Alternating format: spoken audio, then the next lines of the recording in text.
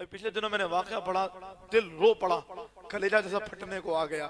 بلکہ کسی پاکستانی نے یا ہندوستانی نے یہ واقعہ لکھا ہے، عالم دین نے۔ انہوں نے کہا میں حضور کی بارگاہ میں موالد شریف پر سلام پیش کر کے باغ بقیع سے باہر آیا تو میرے پیچھے پیچھے ایک نوجوان اور آیا۔ جیسے ہی وہ نوجوان باہر آیا، پولیس والوں نے اس کو پکڑ لیا اور اس کو لے کر کے جانے لگے، اور وہ فریاد کر رہا مجھے چھوڑ دو، اللہ کا واسطہ مجھے چھوڑ دو۔ عربی میں بول رہا تھا، میں نے کچھ نہیں کیا، میرا کوئی قصور نہیں، کیوں لے کر کے جا رہے ہو، مجھے اس در سے جدا کیوں کر رہے ہو؟ کہتا ہے میں آیا، کیوں لے کے جا رہے ہو بھائی، بیچارے کا کوئی قصور نہیں، کوئی غلطی نہیں کی ہے۔ پولیس والوں نے کہا ہمارے معاملے میں نہیں پڑھو، ہمیں اپنا کام دیکھنے دو۔ پھر اس کے بعد لے جانے لگے، میں نے پھر اس کے درمیان میں مداخلت کی۔ پولیس والوں نے بتایا ہے کئی سالوں سے مدینے میں غیر قانونی طور پہ رہ رہا ہے، جب ہم پکڑتے ہیں چکما دے کے بھاگ جاتا ہے۔ آج اس کو پکڑ لیا ہے، آج تو چھوڑیں گے۔ کہا کیا کرو گے؟ کب اس کو لے جائیں گے، جہاز پہ بٹھائیں گے، ڈیپورٹ کر دیں گے، اس کو نہیں رکھیں گے۔ پھر لے کر کے جانے لگے۔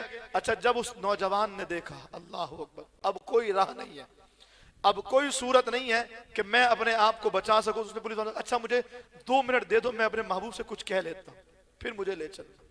2 منٹ دے دو، میں آقا سے کچھ کہتا ہوں، پھر مجھے لے چلنا۔ پولیس والوں نے چھوڑ دیا۔ اس نے گنبد خضرا کی طرف نظر کی، کہا یا رسول اللہ آپ جانتے ہیں نا میں نے آپ کی خاطر اپنا گھر چھوڑ دیا، اپنا ملک چھوڑ دیا، اپنی دکان فروخت کر دی، اپنے ماں باپ کو چھوڑ دیا۔